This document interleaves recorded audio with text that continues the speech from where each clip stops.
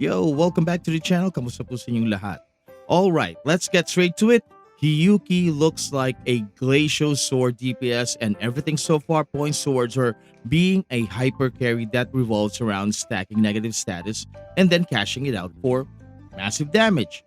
That is the core idea you probably need to understand before anything else about Hiyuki. Now, the 3.2 special broadcast finally showed her design, and yeah, aesthetically, the community has already decided she is a must pull. Shrine Maiden vibe, icy katana, calm but deadly energy. But visuals aside, what actually matters is how she plays and whether she is going to be strong or just another character that looks good in screenshots.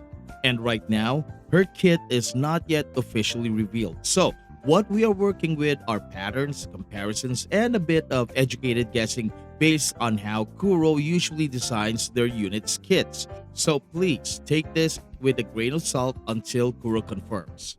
First, element and role. She is almost certainly Glacio and most likely a main DPS. Not a quick swap unit, not a support, but someone who wants field time. The interesting part is the rumored negative status mechanic called Glacio Shaft, which stacks on enemies. And if this works the way people expect it to work, Hiyuki applies stacks over time, and once you hit the 10 stack threshold, something big will happen. The current assumption is that at max stacks, enemies get frozen for a longer duration and take amplified damage, giving Hiyuki a free window to unload everything, including a nuke that deals massive amounts of damage. And if this is true, then she fits perfectly into that hyper carry mold.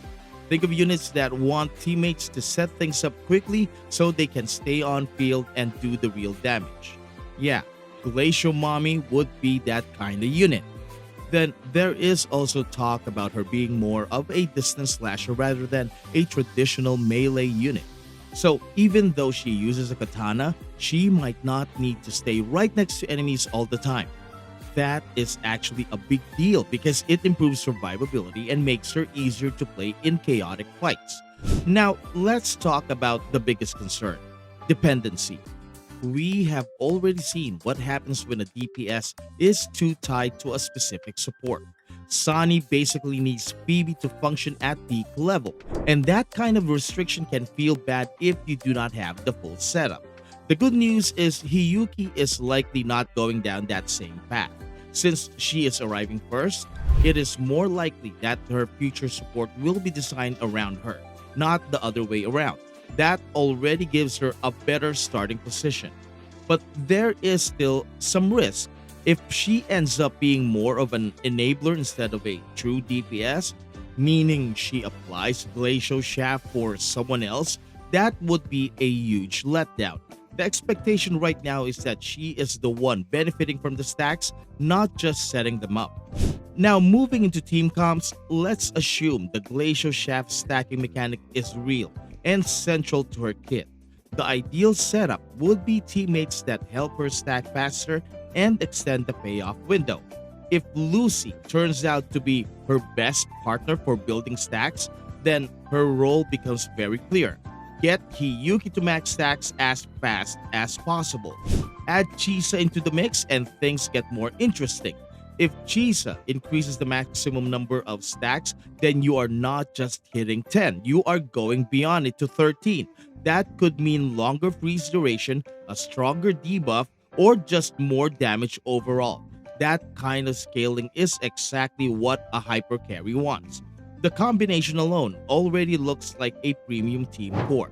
We're talking about fast stacking, extended payoffs, and a long damage window where Hiyuki can just stay on the field and do her thing uninterrupted. Now, if you do not have that exact setup, there are still alternatives. Linne can work as a sub DPS option, adding extra damage during downtime and all damage amplification.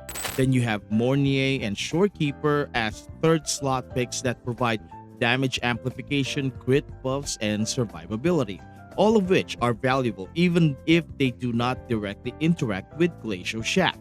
The downside is that once you move away from dedicated stack supports, you might feel slower ramp up. And if her damage is heavily tied to hitting that max stack threshold, then slower stacking means lower overall performance. There are also some niche options here. Sheshi could provide attack buffs and some glacial synergy, though she is not exactly meta defining right now. If Hiyuki scales with basic attacks, Sanwa suddenly becomes a very strong budget pick, which is great for accessibility. For sustain, Verena is still one of the safest choices thanks to her universal buffs and healing.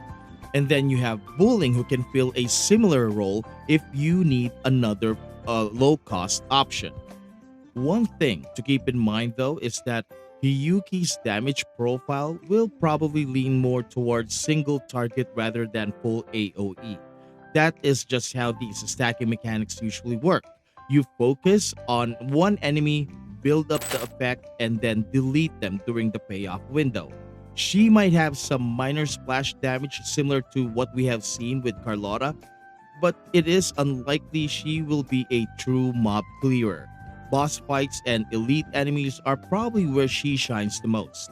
So, what does all of this mean overall? If the current assumptions are even close to accurate, Hiyuki is shaping up to be a strong hypercarry with a clear gameplay loop. Build stacks, trigger freeze, deal massive damage, simple on paper but potentially very satisfying in practice. She also has the advantage of being early in her archetype, which means future characters will likely make her even better instead of replacing her immediately.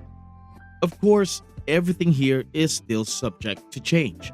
Until we see the official kit, treat all of this as theorycraft, not fact. But based on Kuro's track record, this direction makes a lot of sense. So if you are planning your asterites, Hiyuki is definitely a character to watch closely. Not just because of the design, but because she might actually redefine how glacier teams are built moving forward.